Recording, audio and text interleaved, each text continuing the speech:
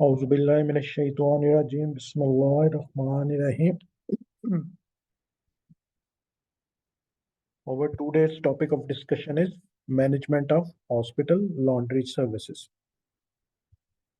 Just like CSSD, जो कि हमने last week study किया था, hospital laundry services is also a central department which is providing services to the almost all the units in the departments which are working in the hospital.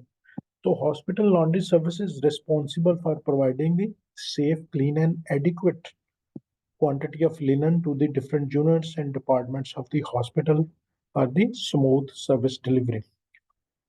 जैसे हमारा CSSD का department सारे hospitals में जितने भी departments काम कर रहे हैं उनको क्लीन और स्टरलाइज इंस्ट्रूमेंट्स प्रोवाइड करता था. Just like that hospital laundry services is also a central department. It is part of the sport services which is responsible for providing the safe, clean linen to the all the departments which are operating in a hospital, so that the a safe and germs-free service delivery can be ensured to the different departments which are operating in a particular hospitals. तो जितने भी hospital के अंदर दायरे हैं, जितने भी departments हैं, यूनिट्स हैं, चाहे वो पीडियाट्रिक्स है, लेबर रूम है, ऑपरेशन थिएटर है, इमरजेंसी है, उन सब के अंदर जितनी भी लेलन यूज होती है उनको लॉन्ड्री सर्विसेज के थ्रू प्रोवाइड की जाती है.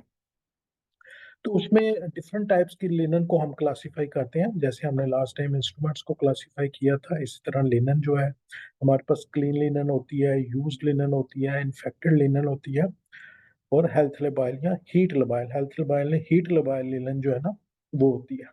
क्लीन लिनन से मुराद ये है कि which has been laundered once it has gone through the process of the washing and the cleaning, so that is a clean linen, but it has not come in contact with the close proximity to the patients and the patient environment and is being stored in a uncontaminated environment.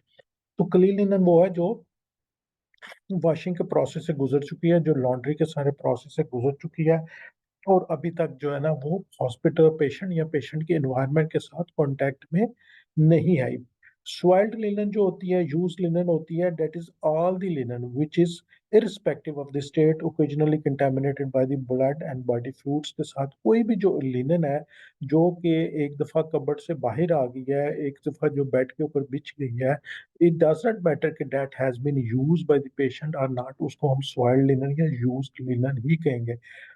So any linen which has been in the lying in the close contact of the patient environment, के वो patient के environment के अंदर एक दफा चली गई है तो उसको हम soiled linen ही consider करेंगे और उसको हम used linen ही consider करेंगे. तो clean linen वो है which has gone through the process of washing, which have gone through the process of the laundry, but it is has been stored in an uncontaminated place and it is not lying in the patient's or the patient environment. So once it has been used, it has been entered into the patient and the patient के environment. अगर इसको एक दफा bed के ऊपर बिछा दिया गया है या कबर्ड से निकाल दिया गया है, इवन टेबल के ऊपर भी रख दिया गया है, it does not matter कि it has been touched by the patients or not, if bed has been used by the patient or not, it is considered a soiled linen and the used linen. तो उसको आपने दोबारा laundry process से गुजार के ही दोबारा उसको storage area में लेके जाना. तो कुछ जगहों पे इन्फेक्टेड लिनन की टर्मिनोलॉजी यूज होती है विच इज विजिबली सॉइल्ड, जिसके ऊपर जो है ना कंफर्म्ड है कि कोई ना कोई इन्फेक्टेड पेशेंट या कोई इन्फेक्शंस जो है ना उसके ऊपर है, यानी कि विजिबली ब्लड या बॉडी फ्लूइड के साथ अगर वो कंटेमिनेटेड है तो उसको इन्फेक्टेड लिनन ही यूज की टर्मिनोलॉजी में यूज की जाती है. इन्फेक्टेड लिनन और सॉइल्ड लिनन जो है ना वो ऑलमोस्ट सेम मीनिंग्स में लिए जाते हैं.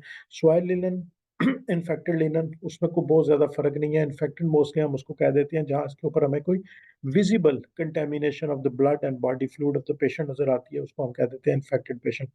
अदरवाइज जो सॉइल्ड लिनन है, any linen which is lying in the patient care environment, जबकि वो पेशेंट के एनवायरनमेंट के अंदर आ गई है तो उसको सारी की सारी जो है ना उसको हम सॉइल्ड लिनन ही कंसिडर करेंगे. कुछ जगहों पे हीट लबाइल लिनन की टर्मिनोलॉजी यूज होती है which includes the fabrics which may be damage by the normal heat disinfection process से जो है ना उनको जो है ना उनकी फैब्रिक को नुकसान हो सकता है, लेकिन इसकी कोई बहुत ज्यादा इतनी इंपॉर्टेंस नहीं है इन दी लॉन्ड्री प्रोसेस. तो लिनन को हम जो ब्रॉड कैटेगरी में डिवाइड करते हैं, that is a clean linen and the soiled linen or the infected linen. तो क्लीन लिनन जो है वो है कि which has been not used. It has gone through the process of washing, it has gone through the process of the laundry, but has been stored in a well protected, uncontaminated environment, and it has not been come in contact with the patient and the patient clean environment. कि सारी washing cleaning के बाद वो cupboard के अंदर पड़ी हुई है, लेकिन उसको अभी तक यूज नहीं किया गया. तो once the linen has been removed from the storage area और उस पेशेंट और पेशेंट एनवायरनमेंट के अंदर एंटर हो गई है, अगर उसको बेड के ऊपर बिछा दिया गया है, टेबल के ऊपर रख दिया गया है, तो that is considered a used linen and the soiled linen. It does not matter कि इसके साथ पेशेंट या पेशेंट का कांटेक्ट हुआ है या नहीं हुआ, तो उसको हम soiled linen ही कंसिडर करेंगे. और once it has been removed from the bed cover bed के ऊपर से या टेबल के ऊपर से आपने इसको रिमूव किया, तो it will go through the whole process of again washing and the cleaning.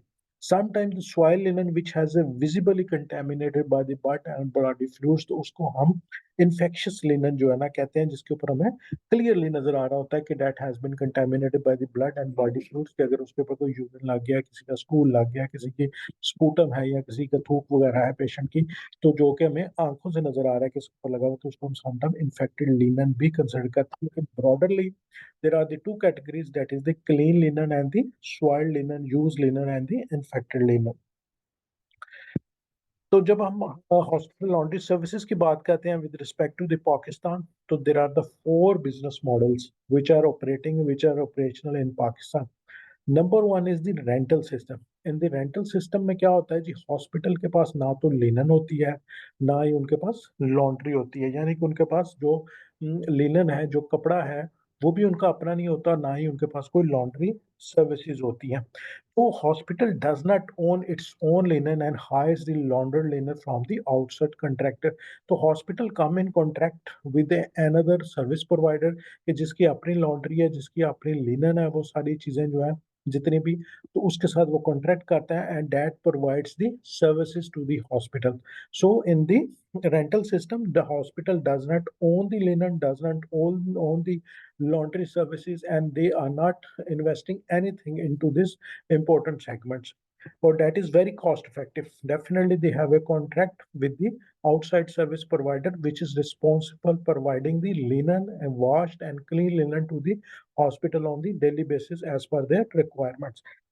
इसका फायदा क्या है? It is a cost effective for this smaller hospital because they does not need to invest, और उसको कोई कैपिटल जो है ना अपना इसके अंदर इन्वेस्ट करने की जरूरत नहीं पड़ती. बट इसका प्रॉब्लम क्या है कि hospital need to maintain a good quantity of linen at their own, कि आपको अपने पास एक स्टोरेज में एक सफिशिएंट क्वांटिटीज में बेड शीट्स या आपकी जो स्टरलाइट शीट्स हैं या पिलो कवर्स हैं, कोई भी एक सफिशिएंट क्वांटिटी में उसकी इन्वेंटरी जो है ना वो मेंटेन करनी पड़ती है.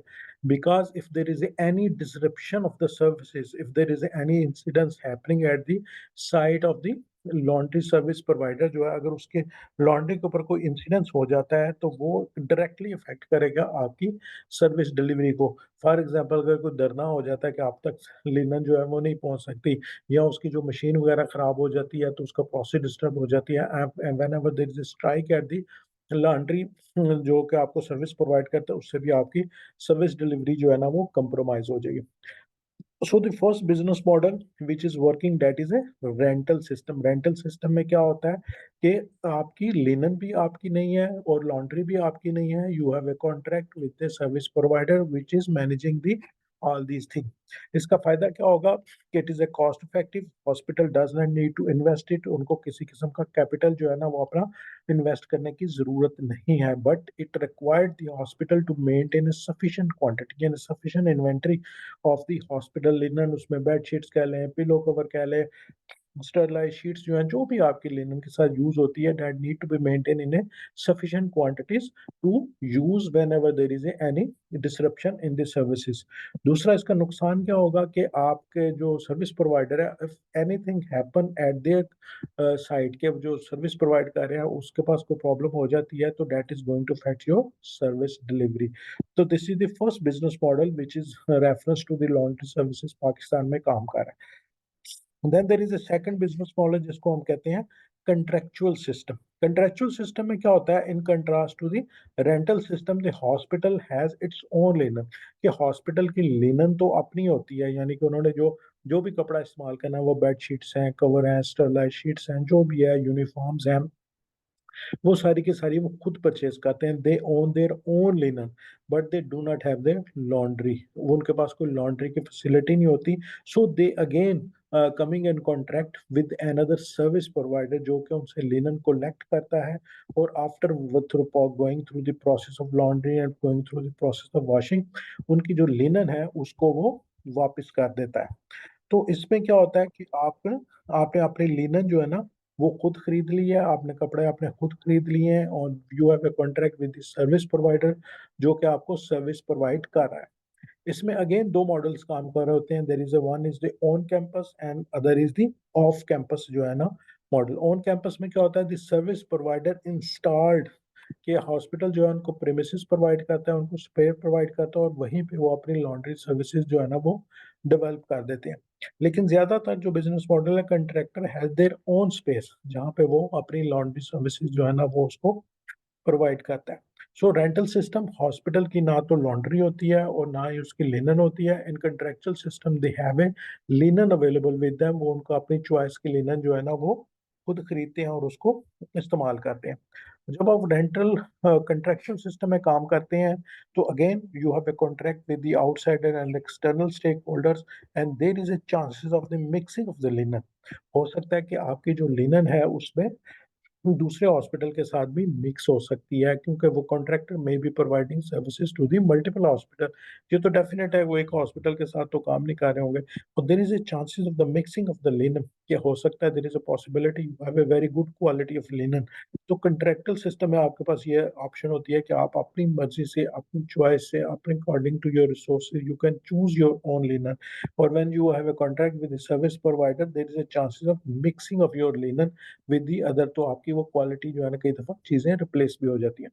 Then there is a chances of the cross infection. There is a possibility कि आपका जो हॉस्पिटल है that is providing a very clean surgical services, जिसमें ऑफ्थल्मोलॉजी, आई की सर्विसेज हैं, एस्थेटिक सर्विसेज हैं, जहाँ पे आपको बिल्कुल जर्म फ्री एनवायरनमेंट कंट्रोल करनी है। तो there is a possibility the same service provider is providing services to the hospital, जिनमें बहुत ज्यादा गायनी के केसेस होते हैं, इमरजेंसी केसेस होते हैं, और इन्फेक्शियस केसेस जो है ना वो ज्यादा होते हैं। तो there is a chances of the cross infection, although के वो सारे प्रोसेस क्लीनिंग को, वॉशिंग को और डिसइंफेक्शन को कंप्लीट करते हैं, but still you have A chances कि आपकी इस तरह की कंप्रोमाइजेशन जो है ना उसमें हो सकती है।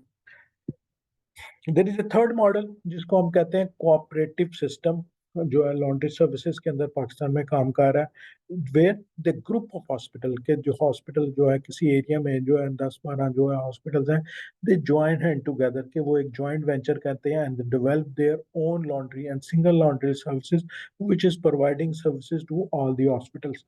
पाकिस्तान में ये कोऑपरेटिव सिस्टम आपको बहुत ज्यादा कॉमन नहीं लगता, बाहर के मुल्कों में इसके ऊपर ज्यादा काम किया जाता है कि one group of the hospital and the group of the clinics, they are working together, they are investing together, and there may be a possibility there may be a one big player which is investing more as compared to the other hospitals, but they join heads so that they can develop a laundry services according to their own standards, and that laundry services provide to the services to the all the stakeholder, to the all the hospital. तो जो laundry है that may be owned and operated by a single hospital or the group of hospital according to the business model whatever they are adopting. Again, it is an economical and suitable for the staff जो कि आपके छोटे hospitals हैं उनके लिए, जहाँ पे वो बहुत ज़्यादा कैपिटल इन्वेस्टमेंट नहीं कर सकता, उनके लिए एक सूटेबल ऑप्शन है। अगेन, चांसेस कि अगर आपके स्टैंडर्ड्स इतने अच्छे मेंटेन नहीं है तो मिक्सिंग हो सकती है लिनन की, and there is a probability कि हाई क्रॉस इन्फेक्शन के चांसेस जो है ना उसके अंदर हो सकते हैं। Then there is a fourth model जिसमें इन प्लांट सिस्टम हम इसे कहते हैं कि hospital has their own laundry plant available within the hospital premises.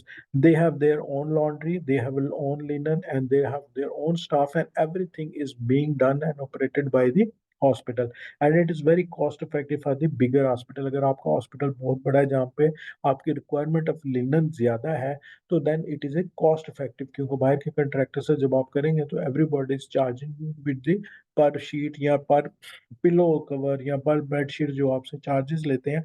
तो but if you have their own plant system and that will operates within your capacity and within your management, and that is a best option if you have a big hospital. And then again, it has an advantage of there is will be no mixing of the linen, and there will be no chances of the cross infection. So these are the four business models which are operating with reference to the laundry services in Pakistan. तो hospital laundry का जो basic design है work flow is just like CSSD. जैसे कि हमने CSSD was divided into the three compartment जिसको हम कहते थे डर्टी एरिया है, क्लीन एरिया है, and then there is a sterile area. Again जो लॉन्ड्री का सिस्टम है that is also divided into the two compartments जिनको हम कहते हैं dirty area and the clean area. And just like CSSD, these two areas should be separated from each other by the absolute barriers. इनके दरमियान would का barrier, glass का barrier, या इसके दरमियान जो भी आपकी जो है ना ब्रिक का बैरियर जो है ना वो होगा कि ये दोनों एरियाज जो हैं वो सेपरेटेड होंगे by an absolute barrier. Dirty area वाला बंदा जो है वो क्लीन एरिया में नहीं जा सकता. Once he enter from the clean area into the dirty area, तो he is not allowed to move back into the clean area. तो इसमें भी आपके वर्क प्रोसेसेस जो स्टाफ की मूवमेंट है that need to be the unidirectional होगी. तो इसके अंदर भी हमारा डिजाइन क्या होता है कि एक सर्टेन एरिया जिसको हम डर्टी एरिया कहते हैं, डर्टी एरिया के अंदर कौन कौन से प्रोसेस हो रहे होंगे. Number one, sorting and the washing. कि तमाम हॉस्पिटल्स के अंदर से जो भी लिनन आपके पास आ रही है, जो आप collecting from the different area different units of the departments, that will be collected in the that will be received in the dirty area of the your laundry, जहां पे उनकी सबसे पहले सॉर्टिंग होगी फिर उनकी वॉशिंग होगी. then there is a second area which is the clean area. Clean area में क्या होगी आपकी processing, and then there will be storage. These two areas, dirty areas and the clean area, they must be separated by a physical barrier that may be in the form of a brick wall, that may be in the form of a wooden glass, wooden chamber, that may be in the form of the glass separation जो है ना, but they should be separated. And again, we will be maintaining the unidirectional flow of the processes as well as the unidirectional flow of the staff. Dirty area is the area where you are receiving the dirty linen from all over the hospital. कि hospital से जितनी भी आप linen जो है वो collect करेंगे, that will be received in the dirty area. Then will be the sorting of the area, linen which has been received from the different departments, and then there will be the washing of that linen. And then there is a clean area जिसके अंदर उसकी सारी processing होगी. After washing जो drying होगी, processing होगी, ironing होगी, and then there will be the storage. So these are the two different compartments and two different areas in the laundry services. तो similarly हमारा CSSD के अंदर भी जैसे हमने डिवाइड किया था कि there is a clean area, then there is a dirty area, clean area, and the sterile zone. And similarly in laundry services, which have divided it into a dirty zone where we are receiving all the infectious and the soiled linen from the different departments of the hospital. Then there will be the washing process that will be completed within the dirty area. And then we have a clean area where will be the washed linen will be processed, that will be drying process उसके अंदर होगा, ironing होगी, and then there is a storage. And these two areas need to be physically separated, and there is a absolute physical separation between the two departments जो है उसके अंदर होना चाहिए. तो dirty area of the laundry just like the dirty area of the CSSD जो हमने last time discuss किया था कि इसके ऊपर भी there should be clear warning sign because it is an area जहाँ पे you are prone to get where which have the potential to transmit the infections जो है ना. डर्टी एरिया के ऊपर प्रॉपर वार्निंग साइन होनी चाहिए कि this is the dirty area of the laundry, and the only the authorised personnel जो है ना उनकी असेस जो होनी चाहिए. इसकी वॉशिंग की सारी हैंड वॉशिंग की फैसिलिटी वहाँ पे होनी चाहिए. पर्सनल प्रोटेक्टिव इक्विपमेंट्स जो आपके यूज़ के लिए हैं वहाँ पे आपके पास होना चाहिए. ग्लव्स होने चाहिए, क्लोज शूज होने चाहिए, apron, and the sharp container. There is a probability जैसे हमने वेस्ट मैनेजमेंट में पढ़ा था कि some time sharps are left at the unusual place. Similarly needle stick injury में हम डिस्कस किया the sharp they are left and unattended in the different areas. अगर आपकी लॉन्ड्री के साथ भी कोई शॉप समटाइम्स और ओटी की शीट्स के साथ शॉप्स आ जाते हैं तो उसकी डिस्पोजल के लिए भी आपके पास वहाँ पे शॉप कंटेनर अवेलेबल होना चाहिए. Dirty area does not mean it has to be dirty area. Dirty area के अंदर आपने best available housekeeping standards maintain करने हैं. You have to keep everything clean और आपने safety ensure करनी है healthcare worker की और environment की. Dirty हम किसको क्यों कहते हैं कि we are receiving the infectious and the soiled and the dirty linen from all over the hospital, and this area has the potential to transmit the infection to the healthcare workers and anybody which is visiting there. तो इस area की एक तो proper हमने housekeeping standards जो है वो maintain करनी है. It should be properly neat and clean, and there should be a facility of hand washing area available for the workers, so they after the handling the linen they are going to perform the hand hygiene, and all the personal protective equipment should be properly available there along with the shop container. जहाँ पे अगर आपको कोई container मिल जाता, shop या needle available हो जाती है during the sorting within the soil linen, तो उसको आप प्रॉपरली डिस्पोज ऑफ करें. And this should be properly labelled with the biohazard sign कि जी this is only accessible to the authorised personnel. तो इसके अंदर आपने एक प्रॉपर जो है ना एनवायरमेंटल क्लिनिक्स जो है ना उसको मेंटेन करना है. फिजिकल क्लीनिंग होनी चाहिए सारे फ्लोर्स की, वॉल्स की, सीलिंग्स की, वर्क स्टेशन की और इक्विपमेंट्स की, और उसकी disinfection with time to time भी होनी चाहिए ताकि उसके ऊपर अगर कोई जर्म्स आ गए हैं तो उससे किसी किस्म की ट्रांसमिशन ऑफ इन्फेक्शन जो है वो ना हो सके.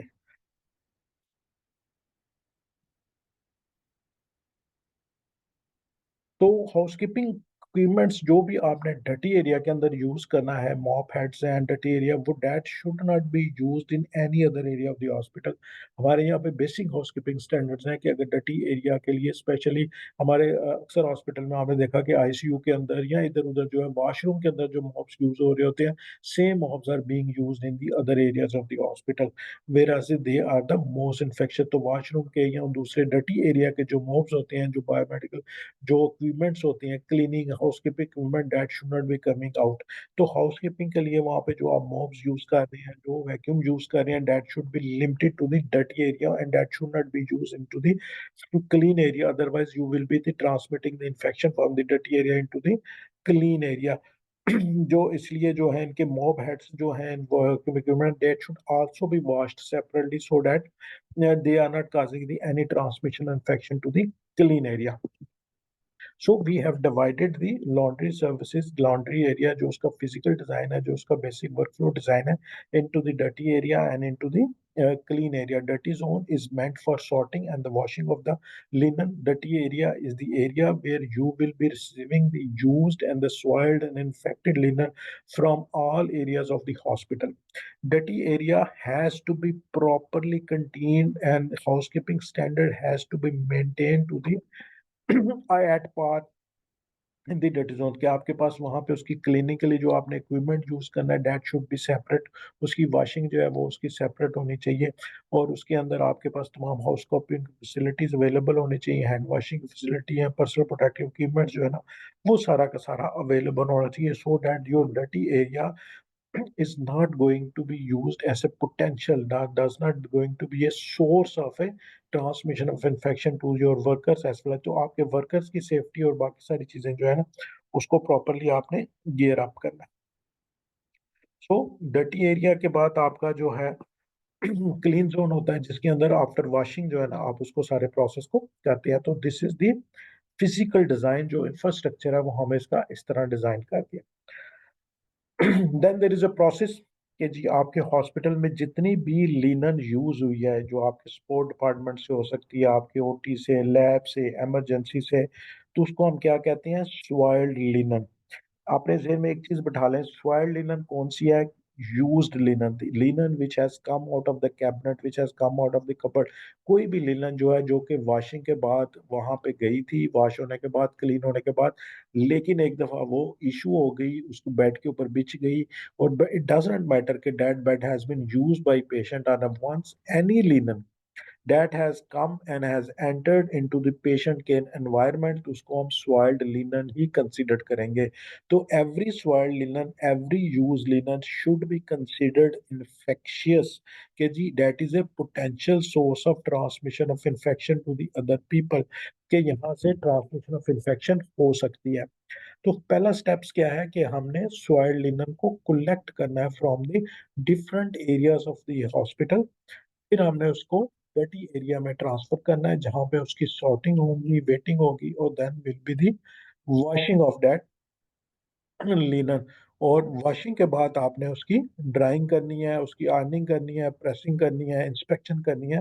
तो this is the whole process how the linen and the laundry services is working in your hospital.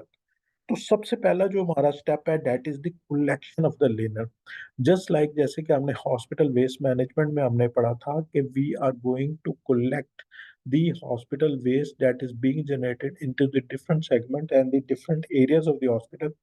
Similarly जो आपकी सॉइल्ड लिनन होगी, जो आपकी यूज लिनन होगी, जो आपकी इन्फेक्शियस लिनन होगी, that will be collected from the each and every department. तो जब हमने इसको कलेक्ट करना है we need to have a minimum agitation, there should be a minimum handling to prevent the gross. कि आपने जो भी बेडशीट कलेक्ट करनी है, पिलो कलेक्ट करना है, या स्टेरलाइट शीट्स ओटी से कलेक्ट करनी है कोई भी, तो there should be a minimum handling of that linen at the point of collection. आपने उसको झाड़ना नहीं है, आपने उसको बहुत ज्यादा तय करने की कोशिश नहीं करनी, otherwise it has the potential to the microbial contamination of the air. जितना आप उसको झाड़ने की कोशिश करेंगे, उतना आप उसको बहुत ज्यादा हैंडल करने की कोशिश करेंगे, तो उसके अंदर से जो जर्म्स हैं that will be entering into the air, that will be entering into the environment. तो collection of the linen is the first step, जहां पे हम डिफरेंट एरिया से स्वाइल्ड और इन्फेक्टेड और यूज्ड लिनन जो है वो कलेक्ट करते हैं। So whenever we are collecting the linen there should be minimum handling of the linen at the point of collection. के पॉइंट ऑफ कलेक्शन के ऊपर जो है उसकी मिनिमम हैंडलिंग करनी है। आपने उसको एक जल्दी से आराम से अच्छे तरीके से तय करके आपने उसको अपने बैग के अंदर, जो भी आपका डेजिग्नेटेड बैग है उसके अंदर आपने उसको डाल देना है। And there should not be any agitation, उसको आपने वहां पे झाड़ना नहीं है, आपने उसको बहुत ज्यादा हिलाना नहीं है, otherwise it will be causing the microbial contamination of the air. वहां पे जो आपकी एयर होगी, जो एनवायरनमेंट होगी, उसके अंदर जर्म्स जो है ना वो हो सकती है। कोशिश हमने क्या करनी है कि लिनन जो है उसके अंदर किसी किस्म की शेकिंग नहीं करनी, सॉर्टिंग नहीं करनी, उसको रिंस नहीं करना at the location of the use.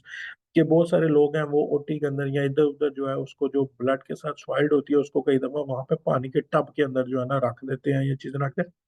तो कोशिश करनी है हमने मिनिमम हैंडलिंग करनी है at the point of collection. जैसे हमने हॉस्पिटल वेस्ट मैनेजमेंट में पढ़ा था कि waste is segregated at the point of collection, कि हमने उसको वहीं पे सेग्रीगेट कर देना है कि ये इन्फेक्शियस है, ये है, ये है। यहाँ पे हमने बहुत ज्यादा सेग्रीगेशन नहीं करनी, हमने मिनिमम हैंडलिंग करनी है। There should be no shaking, no sorting and no rinsing at the point of collection, otherwise it will be causing the microbial contamination of the air. जो आपकी वहाँ पे हवा है उसके अंदर जो है, जो एयर है उसके एनवायरनमेंट के अंदर जर्म्स जो है ना वो कैरी हो सकते हैं। So all the soil linen should be bagged and placed in the container eight the point of use.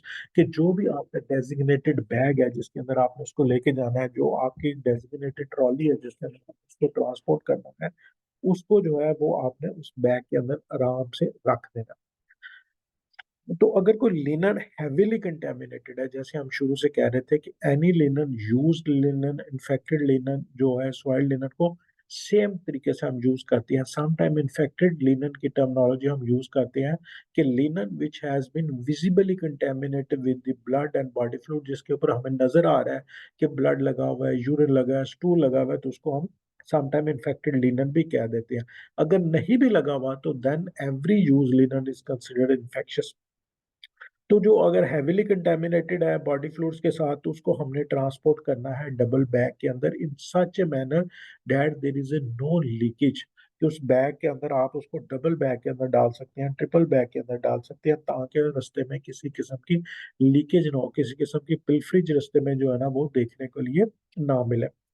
So in the process of the collection of linen the first step जो है that is the minimum handling.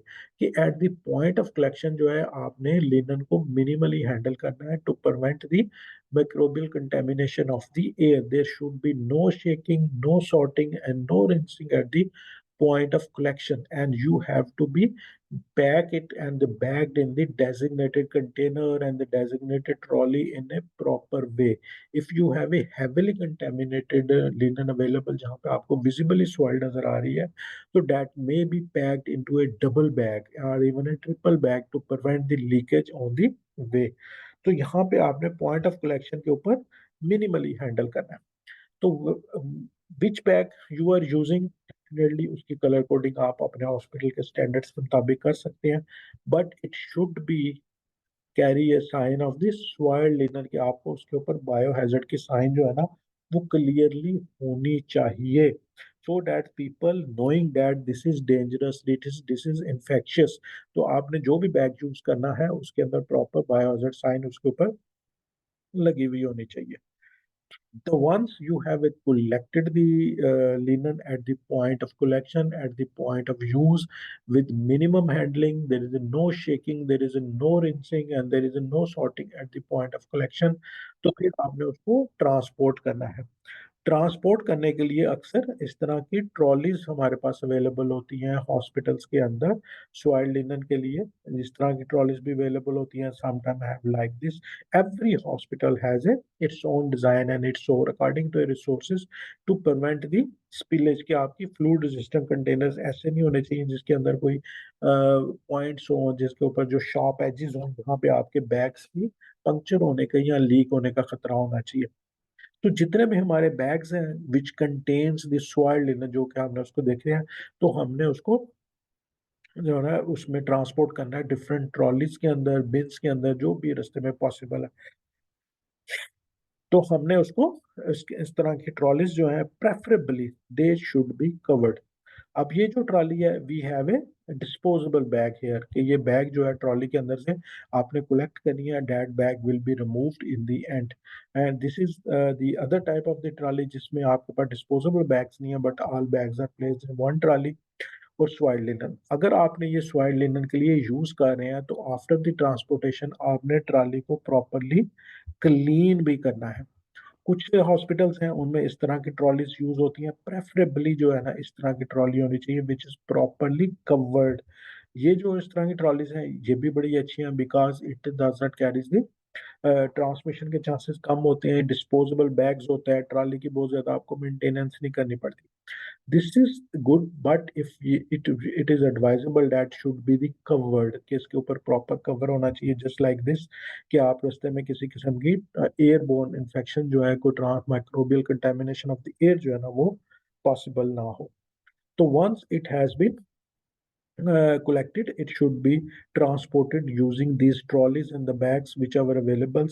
तो collect करने के लिए आपने properly इस जो trolleys हैं इनको भी आपने जब आप ट्रांसपोर्ट कर लेंगे तो that should be properly clean and disinfected after card is emptied, कि आपने जब उसको नेक्स्ट टाइम के लिए यूज करना है तो उसको भी प्रॉपरली आपने डिसइंफेक्ट करना है और क्लीन करना है ताकि उसको। और समटाइम्स होता क्या है कि आपके पास एक ही ट्राली होती है for the transmission of clean linen and the transmission of dirty linen. So first option ये है कि आप उसमें से क्लीन लिनन को ट्रांसपोर्ट कर लें और फिर आप उस पर डर्टी लिनन को ट्रांसपोर्ट करें, and after dirty linen transportation there should be a good disinfection of the trolley. जो आप ट्रॉली यूज कर रहे हैं उसकी प्रॉपर क्लीनिंग होनी चाहिए, डिसइंफेक्शन होनी चाहिए बिफोर द नेक्स्ट यूज। तो there are the different methods available, steam cleaning हो सकती है, cleaning with detergent and water हो सकती है, हॉस्पिटल बेस्ड जो डिसइंफेक्टेंट जो हमने लास्ट टाइम डिस्कस किया था कि CSSD के दरमियान बहुत सारे डिसइंफेक्टेंट्स हम यूज करते हैं तो उसको भी यूज कर सकते हैं। So the first step is the collection of the linen at the point of collection जहाँ पे वो यूज हो रहे हैं, तो हमने वहाँ पे क्या करना है, there should be a minimum handling, there should be no shaking, there should be no sorting and no rinsing, so that we are preventing the microbial contamination of the air, and then that should be transported through the trolleys. तो trolleys ऐसे होनी चाहिए there is no chances of pilferage, and there should be no sharp edges of the trolley that can puncture the bags, and it should be properly covered, and after the use it should be properly cleaned and disinfected once it has transported the infection and the soiled linen, तो आपने उसको properly clean भी करना है। So once it has been collected and it is transported and it is going to be going into the dirty area of the laundry, जैसे हमने discuss किया कि था कि हमारे जो लॉन्ड्री है उसके So we have collected the soiled and used linen from the different segments and different departments and unit of the hospital that has been transported through the trolley into the dirty zone and the dirty area of your laundry services.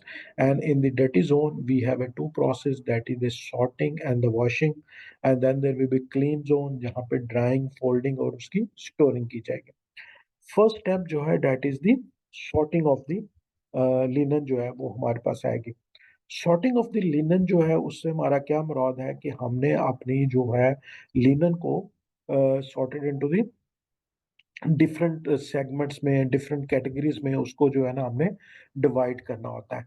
जो हमारी जितनी भी linen है उसकी हम visual inspection करते हैं कि ensure that it is free from the foreign material. जो भी आपके पास डर्टी लिनन आई है उसकी सबसे पहले आपने क्या करना है, उसकी विजिबल इंस्पेक्शन करनी है कि it is free from all these foreign materials, कि उसके अंदर कोई मेटल ऑब्जेक्ट्स तो नहीं है, कोई फूड रेमिनेंट्स तो नहीं है, कोई पेपर प्रोडक्ट्स तो नहीं है. हमारे यहाँ पे अक्सर क्या होता है कि जब आप शीट्स को रोल करते हैं, पैक करते हैं, तो उसके अंदर कोई चीज़ जो है वो उसके साथ ही चली जाती है. तो ड्यूरिंग द सॉर्टिंग आपने सबसे पहले जो आपके पास लिनन आई है उसकी विजुअल इंस्पेक्शन करनी है, मेक श्योर करना है कि that is there is a कोई उसके अंदर ऑब्जेक्ट्स तो नहीं है, कोई शॉप ऑब्जेक्ट्स तो नहीं है, कोई मेटल ऑब्जेक्ट्स तो नहीं है, फूड रेमिनेंट्स तो नहीं है, सो डेट कैन बी रिमूव. अगर आपकी ये सारी चीज़ें उसके अंदर होंगी, अगर कोई आपकी शॉप ऑब्जेक्ट्स या कोई आपका जो सर्जिकल इंस्ट्रूमेंट्स है, इस तरह की चीज़ें आपकी लिनन के साथ आपकी वॉशिंग मशीन के अंदर चली गई हैं, आपकी लॉन्ड्री इक्विपमेंट्स के अंदर चली गई हैं, तो दैट कैन डैमेज. और आपकी जो इक्विपमेंट होता है that is very expensive.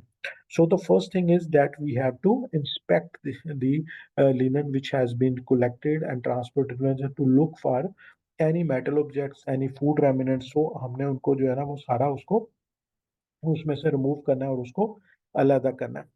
Then we can sort and divide the equipments into the linen जो आई है उसको डिफरेंट कैटेगरीज में डिवाइड करते हैं. और समटाइम्स हम उसकी सॉर्टिंग जो करते हैं on the basis of colour करते हैं कि वाइट कलर का को जो फैब्रिक है उसको सेपरेट कर दिया जाए और कलर डिफरेंट कलर्स का जो है उसको सेपरेट कर दिया जाए. Then on the basis of type of the fabrics कि आप बेड शीट्स को अलग कर लें, पिलोज को अलग कर लें, ओटी की शीट्स को जो है ना वो अलग अलग कर सकते हैं. ऑन द टाइप ऑफ सॉइलनेस, जैसे अभी हमने कहा कि हैवीली कंटेमिनेटेड जो है जिसके ऊपर आपको विजिबल ब्लड स्टेन्स नजर आ रहे हैं उसको आप अलहदा कर लें, और जो कि इतने ज्यादा कंटेमिनेटेड नहीं है उनको आप सेपरेट कर लें. तो इस तरह जो है जो आफ्टर विजुअल इंस्पेक्शन जब आप करते चले जाते हैं उसके साथ साथ आप उनकी सॉर्टिंग भी करते चले जाते हैं, उनको सेग्रीगेट करते चले जाते हैं इनटू द डिफरेंट टाइप्स. तो उसके कलर ऑफ फैब्रिक्स के ऊपर भी हो सकता है, टाइप ऑफ फैब्रिक्स के ऊपर भी हो सकता है, टाइप ऑफ गुड्स के ऊपर भी कर सकते हैं, और level of soilness and level of infection के ऊपर जो है ना उसके ऊपर भी जो है ना आप सॉर्टिंग जो है ना उसके ऊपर कर सकते हैं. जब आपने सॉर्टिंग करनी होती है that is done before the washing जो है ना उसके ऊपर. और मोस्टली हमारी जो डर्टी एरियाज होते हैं, जो डर्टी जोन्स होती हैं, वहाँ पे हमारे पास ट्रॉलीज एंड जो है ना वो टेबल्स अवेलेबल होती हैं जिसके ऊपर हमने इजीली जो है ना अपनी सॉर्टिंग करनी होती है जो हमारे पास आ रही होती है. तो हमारे पास जितनी भी ट्रॉलीज होती हैं that should be positioned close to that linen and that tables जहाँ पे हम उनकी सॉर्टिंग करते हैं. तो सॉर्टिंग के दौरान नंबर वन जो है आपने अपने जो वर्कर्स हैं जो कर रहे हैं उनकी पर्सनल प्रोटेक्टिव इक्विपमेंट्स का यूज बहुत जरूरी है, उनकी सेफ्टी बहुत जरूरी है. जैसे अभी हमने कहा कि उसमें जो है there is a potential of transmission of infection. तो आपके डर्टी जोन में हैंड हाइजीन की फैसिलिटी अवेलेबल होनी चाहिए. Before starting the sorting of the linen they must be using the appropriate potential protective equipments. उनके मास्क उनके पास available होने चाहिए, ग्लव्स उनको पहने हुए होने चाहिए, और हमेशा जो लोग वहाँ पे रह रहे हैं उनके जो शूज हैं वो बंद किस्म के होने चाहिए. उनको ओपन शूज नहीं पहनने चाहिए, इस तरह के बंद शूज, ताकि उनके ऊपर आगे से किसी किस्म का कोई चीज जो है ना वो या शार्प या कोई ऐसी चीज है तो वो उनको ना लग सके. तो ये सारी चीजों के बाद उनकी सॉर्टिंग करते हैं। सॉर्टिंग के दौरान first is the visual inspection of the linen which has been accused and look for anything कि उसके अंदर कोई मेटल ऑब्जेक्ट्स ना हो, या कोई हॉस्पिटल का इक्विपमेंट आ गया हो, कोई पेशेंट का इक्विपमेंट आ गया हो, कोई फूड रेमिनेंट्स हो, so that that can interfere with the process of disinfection and the process of washing. तो अगर कोई मेटल ऑब्जेक्ट्स हैं तो उनको आपने रिमूव जो है ना उसको करना है। देन सॉर्टिंग और मैनुअल हैंडलिंग आपने उनको करनी है अकॉर्डिंग योर स्टैंडर्ड्स के। आप उसकी ऑन द बेसिस ऑफ के ऊपर के भी सेग्रीगेट कर सकते हैं कि डिफरेंट कलर्स के जो फैब्रिक्स हैं उनको आप सेपरेट कर सकते हैं on the type of the fabrics, कि जी पिलो लैदा होंगे, बेडशीट्स लैदा होंगे, डॉक्टर्स की यूनिफॉर्म्स जो हैं वो लैदा होंगी, जो गोन्स हैं स्टरलाइज करने वाले वो लैदा होंगे। Then you can also classify and sort out into the level of the soilness जो है वो आपकी होनी चाहिए, कि अगर हैवीली कंटेमिनेटेड है जिसके ऊपर आप विजिबली सॉइल्ड आपको ब्लड एंड बॉडी फ्लूइड्स नजर आता है, उसको आप अलहदा कर लेते हैं और दूसरे को आप अलहदा कर लेते हैं। तो ये सारे प्रोसेस जो है ना ड्यूरिंग द सॉर्टिंग जो है वो आपने करने हैं जब आपके पास डर्टी लिनन आ रही है।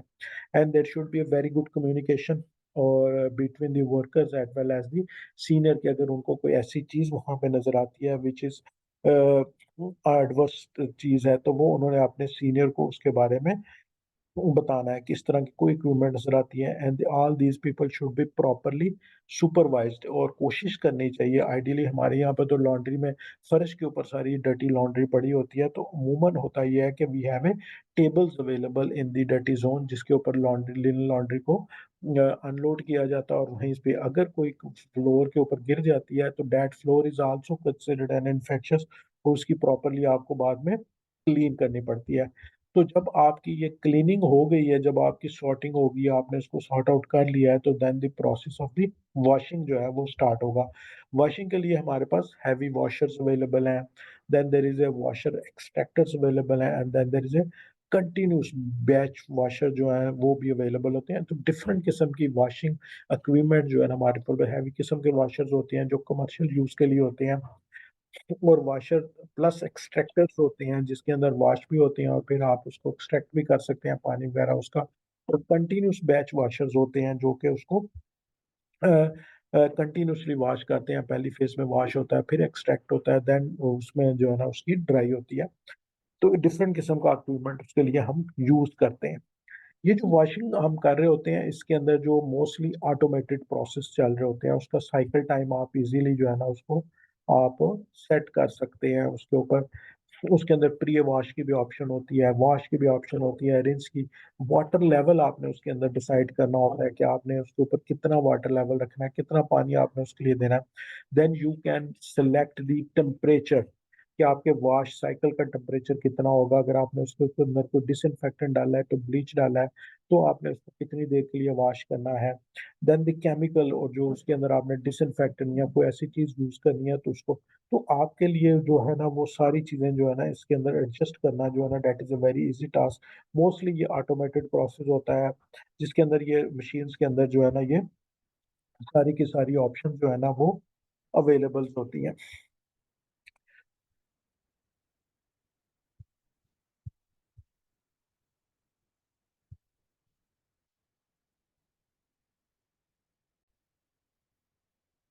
वीडियो आपको दिखा रहा हूँ, ये आपने देखनी है ध्यान से।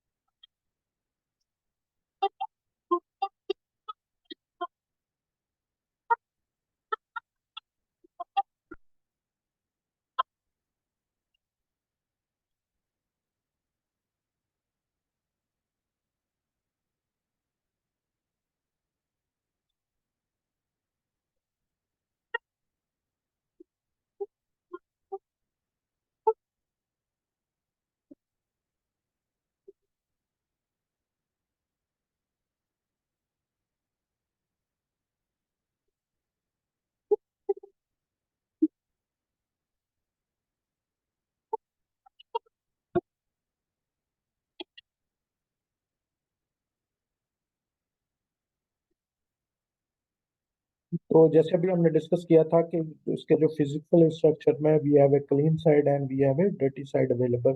तो ये जो सारी जो है ये आपकी डर्टी एरिया है जहाँ पे आपकी जो लिनन जो है उसको रिसीव किया जाएगा, सॉर्ट आउट किया जाएगा, वॉश किया जाएगा। Then we have a clean side available जहाँ पे आपकी जो है वो जो प्रोसेसिंग और स्टोरेज होगी। तो this is the entry area where all the soiled and used linen will be received, where sorting will be done।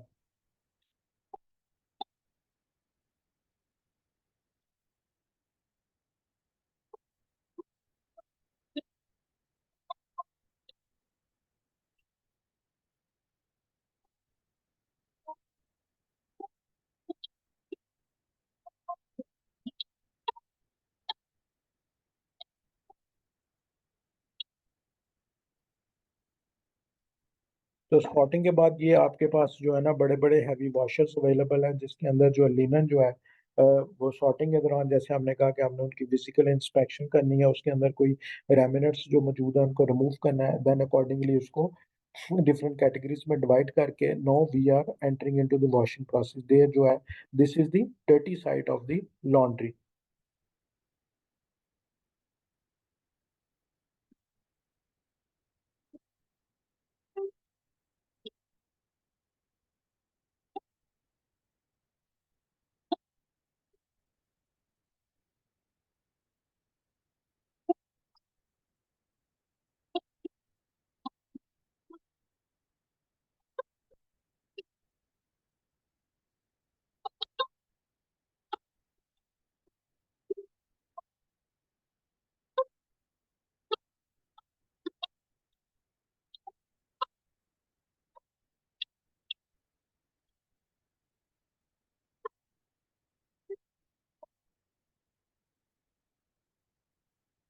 तो ये मशीन के सारे प्रोग्राम्स जो है ना मोस्टली ऑटोमेटेड होती है, जैसे मैंने आपका कहा इसके अंदर आप टेम्परेचर जो वाटर लेवल जो है उसको एडजस्ट कर सकते हैं।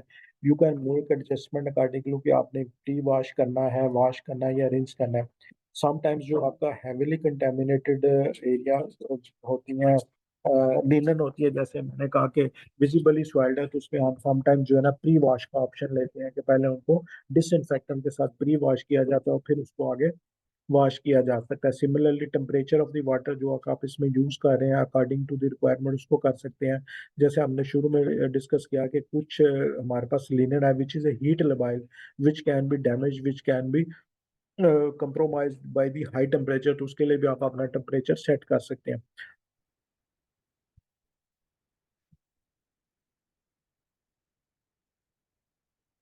ये आपके पास लिक्विड सोप्स की सप्लाई पीछे अवेलेबल है, डिटर्जेंट की सप्लाई अवेलेबल है जो कि ऑटोमेटिकली इसका भी आप लेवल डिसाइड कर सकते हैं कि आपने कितना सोप उस।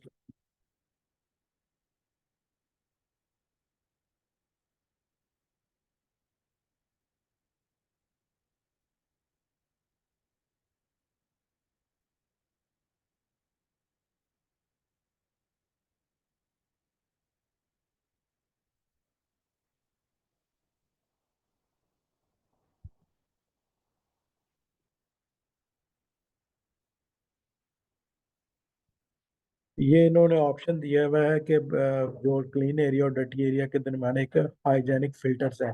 If you want to enter from the dirty area into the clean area तो you are going to the hygienic filter, जहाँ पे आप सारी मेजर्स लेने के बाद क्लीन जोन में जाएंगे। But it is not recommended for, अगर आप हॉस्पिटल के अंदर लॉन्ड्री बना रहे हैं तो these two area should be physically separate. इस तरह के हाइजेनिक फिल्टर जो है ना अब रिकमेंड नहीं किए जाते।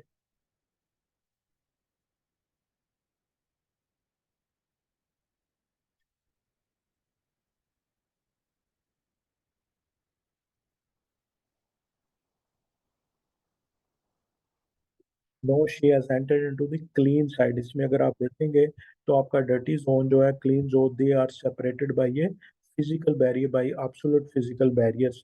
But we have a washing machines available here जो कि उनके एक एंड से आप अपने कपड़े डालते हैं और दूसरे एंड से बाहर निकालते हैं। जो commercial hospital graded washing machines होती हैं वो बेसिकली टू वेज होती हैं कि on the one side is located जहाँ से आपने लोडिंग करनी है that is on the dirty side, और जहाँ से आपने अनलोडिंग करनी है after washing that is in the clean zone जो है ना उसके अंदर होती है।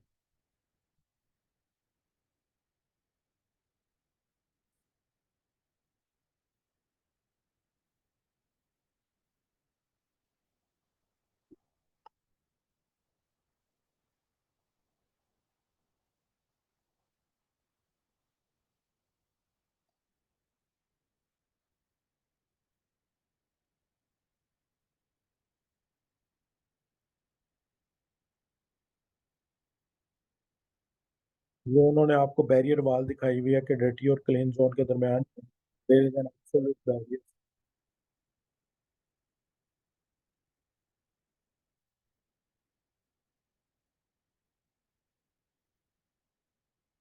सर मीन्स उधर से उन्होंने कपड़े डाल दिए वॉश होने के लिए और ये दूसरी साइड से निकालेंगे। जी सर, दूसरी साइड से निकाली है। तो these are the by these machine और विंडोज के थ्रू जो है ना आपका डर्टी और क्लीन जोन आपस में कम्युनिकेट करता है। Otherwise both zone they had been separated by a physical barrier.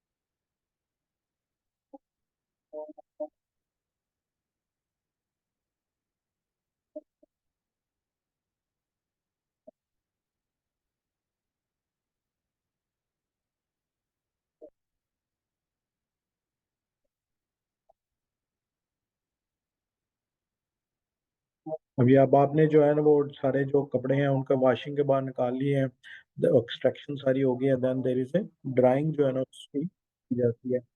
Are the specific dryers available. हमारे मुल्क में बहुत कम जगहों पे आप ऐसे ड्रायर अवेलेबल होते हैं। हम ज्यादातर जो है ना भाई धूप में ही इसे सुखा रहे होते हैं।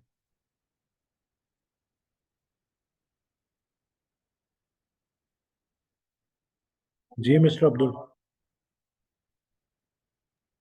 सर मैंने बस पूछना था कि अगर एक साइड पे हम लोग डालते हैं और फिर दूसरी साइड से क्लीन लेमन एक्सट्रैक्ट करते हैं, तो फिर वो जो कंटामिनेंट्स होते हैं वो जाते कहाँ हैं सर?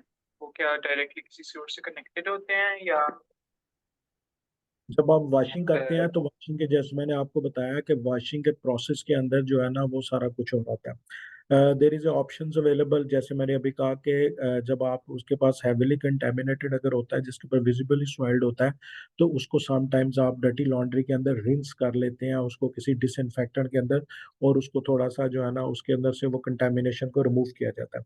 देन देर इज, अगर आपके पास ऑटोमेटेड अवेलेबल है लॉन्ड्री, तो वहाँ पे प्री वॉश की ऑप्शन होती है जिसमें आपके पास हैविली कंटेमिनेटेड जो होते हैं उनको आप डिटर्जेंट के साथ डिसइंफेक्टेंट, जैसे हमने सोप की सप्लाई देखी थी, इसी तरह उसमें ऑप्शन होती है कि आपके पास डिसइंफेक्टेंट की ऑप्शन होती है कि आप उसके अंदर ब्लीच या कोई भी हॉस्पिटल ग्रेडेड डिसइंफेक्टेंट जो है ना वो भी उसके अंदर डाल देते हैं, जिसके बाद वो प्रॉपर वॉशिंग होती रहती है और उनकी डिसइंफेक्शन भी होती रहती है साथ साथ।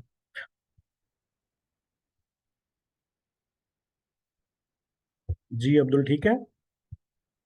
हाँ हाँ जी सर, थैंक यू, वो क्लियर अप हो गया। Thank you.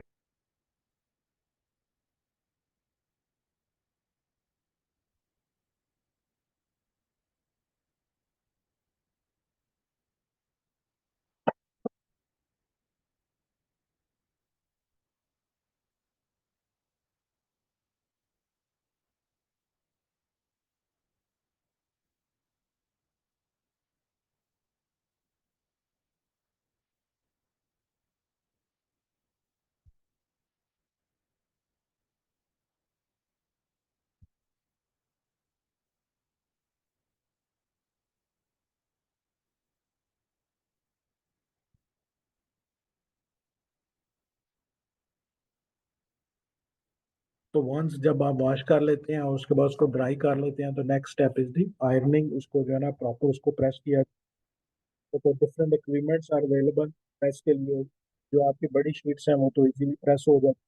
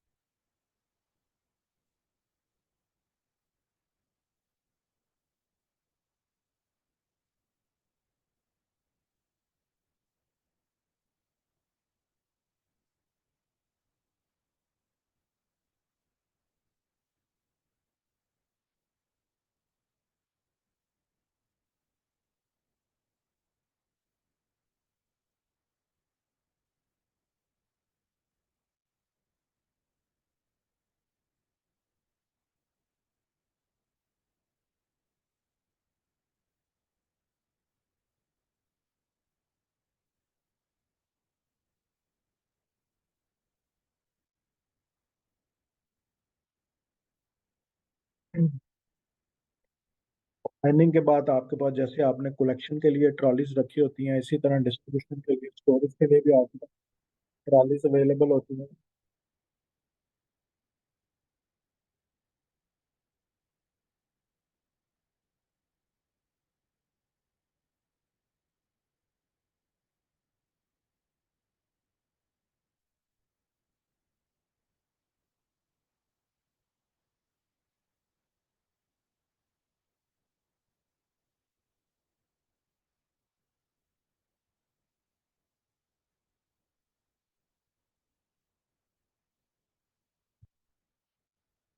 इसके बाद जो है आपकी क्लीन लिनन को जो है वो डिस्ट्रीब्यूट किया जाता है। तो मुझे ये बताइएगा कि जो लिनन यहाँ से चलेगी वॉश होके लॉन्ड्री होके, जो चीज़ ओटी में यूज होनी है उसका क्या होगा जी? मसला ओटी में जो आपने स्टरलाइज शीट्स वगैरह यूज करनी है, तो उनके लिए हमें कोई फर्दर मजीद प्रोसेस करने की जरूरत होती है? सर आई थिंक सो उसको हम ऑटोक्लेव में दोबारा एक दफा हीट देकर उसके इन्फेक्शन को किल करके दोबारा यूज करते हैं। जी बिल्कुल। जो हमने ओटी में स्टरलाइज शीट्स यूज करनी है तो उनको they will go through the process of the sterilization. जैसे हमने सीएसएसडी में पढ़ा था, इंस्ट्रूमेंट्स की स्टरलाइजेशन होती है, इसी तरह जो वो गोन्स होती हैं जो कि सर्जन्स ने यूज करने हैं, या जो आपने टेबल्स ओटी टेबल्स के लिए यूज करनी है शीट्स, उनको दोबारा स्टरलाइज किया जाता है उसी तरह ऑटोक्लेव करके, ताकि उसको कंप्लीट जर्म्स जो है ना उसको फ्री किया जाए। जी। So once it has been collected, आपकी डर्टी जोन में उसकी सॉर्टिंग होती है। सॉर्टिंग होने के बाद जो है ना आप उसको वॉश करते हैं। वॉश करने के बाद आपने उसकी ड्राइंग और आयरनिंग जो है ना वो की जाती है। Then there is a folding and stocking process, कि आपने उसको प्रॉपर फोल्ड करके आपने स्टॉक के अंदर रखना है, और उसको कंटिन्यूअसली जैसे जैसे आपके हॉस्पिटल्स की रिक्वायरमेंट है उसके अकॉर्डिंगली आपने उसको पैक करना है। और इस सारे प्रोसेस के दौरान अगर कोई linen, any linen and any piece of cloth that become soiled during any stage of finishing process, कभी भी वो आपके हाथ से गिर गई है, फ्लोर पे चली गई है, तो that is considered a soiled linen, that is considered again infection linen. तो आपने उसको उसी तरह उसी प्रोसेस के तहत आपने उसको दोबारा सारे ड्राइंग और उस प्रोसेस में से गुजारना है, ताकि आपका वो पेशेंट को कॉम्प्रोमाइज ना हो। So this is the laundry process. जैसे हमने कहा कि इसको फिजिकली दो सेपरेट सेक्शंस में हम लेके चलते हैं। Number one is the clean section, and then there is a dirty section जिसको हम मेडिकली सॉइल्ड लिनन, जिसके अंदर हम रिसीव करते हैं, डर्टी लिनन भी करते हैं।